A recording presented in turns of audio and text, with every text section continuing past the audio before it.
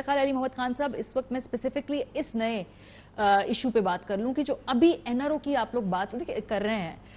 Specifically بتائیے کس چیز پہ این آر او مانگا ہے؟ آپ لوگوں سے مانگا ہے؟ انہوں نے کچھ کہا ہے ہمیں ریلیف دیجئے، یا یہ ایک سیاسی سٹیٹمنٹ ہے؟ سیاست علیحدہ، فیکچول پوزیشن علیحدہ؟ جی بسم اللہ الرحمن الرحیم، اللہم صلی وسلم وبارک علی سیدنا محمد۔ سب سے پہلے تو آج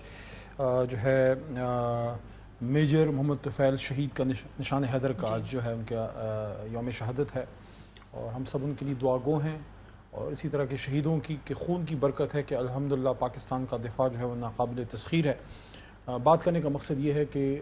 وہ ہماری بھی جنریشن سے پہلے کے لوگ ہیں، تو ہمارا یہ فرض بنتا ہے کہ اپنے بچوں کو، جو ہماری بعد کی جنریشن ہے، ہم ان کو یہ ٹرانسفر کریں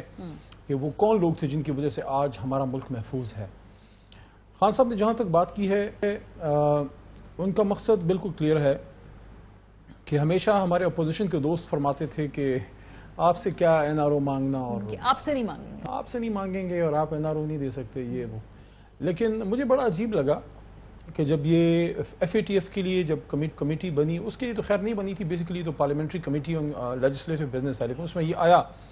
تو اس کو بڑی حد تک ایک لنک کرنے کی کوشش کی گئی نائب لاس سے۔ حالانکہ اگر آپ دیکھیں تو نائب آرڈیننس 2002 میں آیا تھا، it's been 18 long years now, تو 18 سال میں یہ تیسری جو ہے الیکٹڈ گورنمنٹ ہے، 2 الیکٹڈ گورنمنٹ، ایک پی پی کی اور ایک میاں صاحب کی نون لیگ کی گزر گئی، تو اس میں نہ ہو سکا۔ ہمارا موقف یہ تھا کہ ٹھیک ہے نائب لاس کی ریفارمز ہونی چاہیے، لیکن how can we do it if you have not done it in 18 years, how can you expect us to do it in week اور سو۔ تو اس کو اس طرح سے اس سے لنک کرنا، پھر جب ہمارا اس پہ آؤٹ برسٹ آیا اور شاہ صاحب کی وہ تقریر آپ کو اسمبلی کی یاد ہوگی، اس کے بعد ہمارے اپوزیشن کے دوست تھوڑا بیک فٹ پہ گئے، یعنی کہ یہ کہنا کہ آپ منی لانڈرنگ کو نیب کے پرویو سے ہٹا دیں، یا 99 کروڑ 99,999 روپے تک کی کرپشن نیب نہ دیکھے، ٹھیک ہے یہ نہیں کہا تھا کہ اس کو آپ حلال کریں، لیکن اس کو نیب سے ہٹا دیں تو کدھر کریں؟ اس کے ساتھ پھر لمیٹیشن پیریڈ کہ آپ 99 سے آگے پیچھے نہ جائیں، 99 سے آگے، اس طرح کی چیزیں۔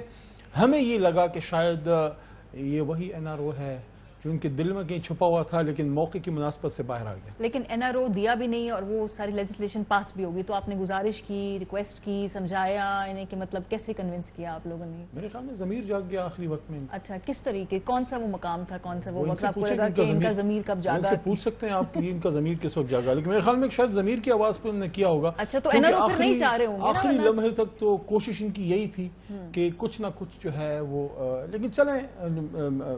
وہ کہتے ہیں نا کہ all is well that ends well۔ اچھا، تو آپ سمجھ رہے ہیں ان کا ضمیر جاگا، اس میں آپ اپنی پولیٹیکل حکمت عملی کو بھی کچھ کریڈٹ دینا چاہیں گے، یا مطلب تھوڑا سا سمجھا دینا، کیونکہ این آر او اگر ان کو چاہیے تو یہ ہلتے نا اس پوزیشن سے۔ اس پہ دیکھیں، میں نے ان کو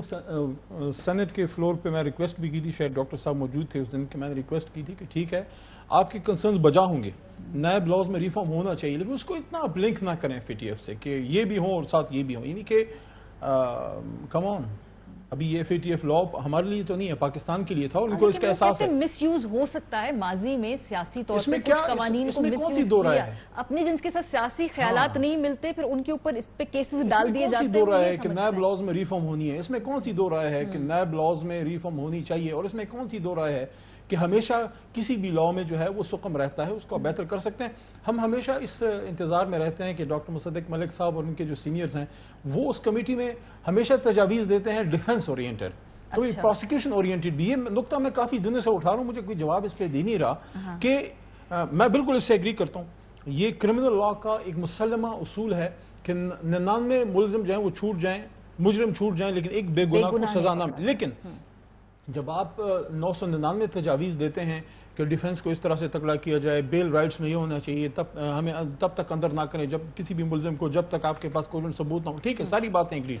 لیکن آپ کچھ یہ بھی تو تجاویز لے کے آئے نا کہ یار یہ لا ہمیں یہاں پہ تھوڑا سخم نظر آ رہا ہے، یہاں پہ ملزم کے گرد گھیرا تنگ کرنا چاہیے، یہاں منی لانڈرنگ کے اماؤنٹ کو اس طرح سے پکڑنا چاہیے، تو آپ سمجھ رہے ہیں کہ زیادہ سخت ہونا چاہیے تھا، یہ تھوڑے دیر چاہ رہے تھے کہ تھوڑا نرم، ان کی طرف سے ڈیفنس کے ساتھ ساتھ پروسیکیوشن کی تجاویز بھی آنی چاہیے کہ ملزم کو کیسے پکڑیں۔